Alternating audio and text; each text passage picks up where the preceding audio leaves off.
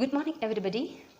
Today we are going to discuss 10th class Geography, first chapter, Resources and Development. In the last class, we have discussed the categories of resources. Now we are going to discuss development of resources. Resources are defined as a country's collective means of support. Resources satisfy man's material needs and desires. Nature has blessed us with many natural elements.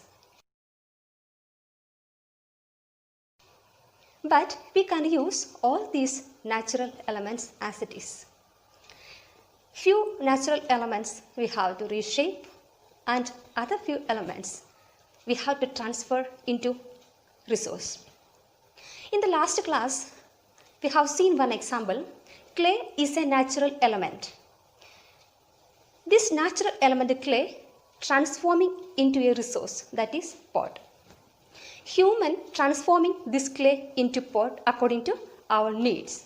We can use this clay as it is, but we have to transform into a pot. This pot as it is we do not get from nature, but we have to develop this clay into pot. If we do not reshape or transforming according to our needs, we won't get any benefit. See one example how human beings interact with the natural resources to satisfy their needs.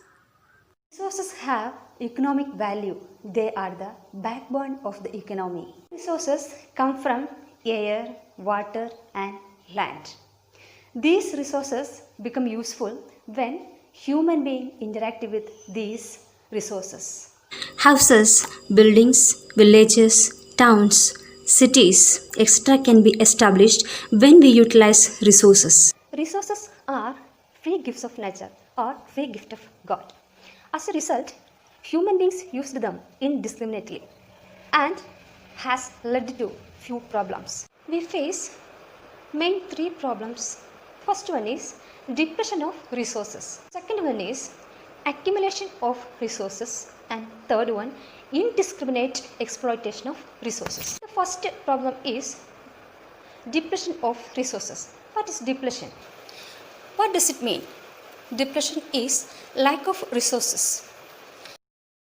Resources were accumulated by a few greedy individuals or nations.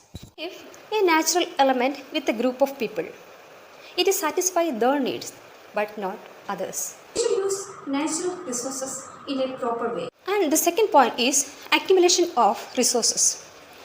Resources are the free gift of nature. As I told you before, it belongs to all, or it belongs to everybody in the nation, and it satisfies our needs. But few people accumulate all those natural resources. Those who have power and those who are rich, they accumulate all these natural resources and misuse all these natural resources. Few people use these resources for their purpose and they get benefits. But today we have problem of rich and poor nations, of haves and have-nots. Now we move into the third point, indiscriminate exploitation of resources. What is indiscriminate exploitation of resources? In general sense, exploitation is simply the act of using resources for some benefit. If there is no benefit, human beings do not exploit the natural resources. Natural resources are vital to the survival and development of the human population. I told you already, natural resources are free gift of nature. But these are limited by the earth's capacity to renew them. Human beings cross the limitation and take more natural resources. Mankind creates a lot of negative impacts on the environment. Exploitation of natural resources ultimately threatens the existence of human being itself. Indiscriminate exploitation of resources has led to global economical crisis, such as global warming, ozone layer depletion, environmental pollution, and land degradation. So we discussed now development of resources. We have to develop resources in a proper way. If we do not use natural resources in a proper manner, we face all these problems. First one is depletion of resources. Second one is accumulation of resources. And third one, indiscriminate exploitation of resources. Resource planning is essential to bring about sustainable existence, which is a part of sustainable development. What is sustainable development? Sustainable economic development refers to development of resources without causing any harm to the environment. Also, such a development should not compromise with the needs of the future generations. Now, we go to the next point, resource planning. How do we plan resources and development of the same? Some regions are ahead in their natural resources and development, but other regions are not. Our geographical area is limited. We have to ensure resources are available to all. There are regions which are rich in one type of resources. There are also regions which are deficient in most of the types of resources. For example, the states of Chhattisgarh, Jharkhand, and Madhya Pradesh are rich in minerals and coal deposits. Arunachal Pradesh has abundance of water resources but lacks in infrastructural development. The state of Rajasthan is very well endowed with solar and wind energy but lacks in water resources.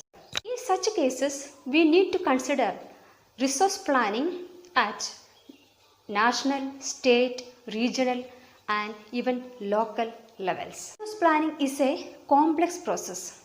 It involves these points. First one, identification and inventory of resources. To keep types of resources available across the regions of the country in mind.